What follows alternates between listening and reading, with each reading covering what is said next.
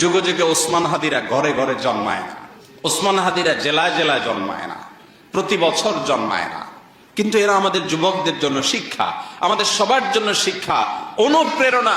কিভাবে ক্ষুদ্র গণ্ডির ঊর্ধ্বে উঠতে হয়, কিভাবে ক্ষুদ্র চিন্তার বাইরে যেতে হয়, কিভাবে ভয়ের কালচার সংস্কৃতির দেয়ালকে প্রাচীরকে ভেঙে দিতে হয়, এটা শেখানোর মতো মানুষ ঘরে ঘরে হয় না। বেঁচে থেকে কি হবে?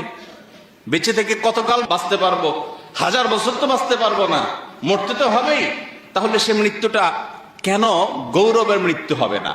সেই মৃত্যুটা কেন সার্থক মৃত্যু হবে না? সে মৃত্যু কেন হাজার হাজার তরুণকে উজ্জীবিত করবে না? সে মৃত্যু কেন বহু মানুষের বিবেককে খুলে দিবে না? সে মৃত্যু কেন অন্যকে অনুপ্রাণিত করবে না? এই মৃত্যু কেমন মৃত্যু, যে মৃত্যু আমার একজন ভীরু মানুষের মতো মৃত্যু হবে? আমি পলায়ন পর হয়ে মৃত্যু কেন বরণ করব? এই মৃত্যুর ভিতরে কি সার্থকতা আছে? এই মৃত্যু তো সবাই বরণ করে, গরু ছাগলেরও তো মৃত্যু হয়। আমি মানুষ, আমি প্রাণী, আমি মুসলিম, আমি আল্লাহর নবীর উম্মত, আমি বড় বড় সাহাবীদের অনুসারী, অতএব আমার মৃত্যু তো অন্য 10 জনের মৃত্যু মতো হতে পারে না। আমি একজন আদর্শবাদী মুসলিম হতে হয়।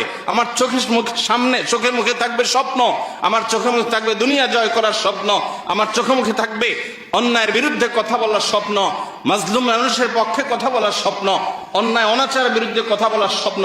এটা যদি চোখে না থাকে, এই পুরুষত্বের দাম কি? এই মনুষ্যত্বের দাম কি? এই মুসলমানিত্বের দাম কি? এই তথাকথিত ঈমানের পরিচয় নামে অভিনয় করার দাম কি? আল্লাহ রাব্বুল আলামিন ওসমান হাদিকে শাহাদাতের সর্বোচ্চ মাকাম দান করেন।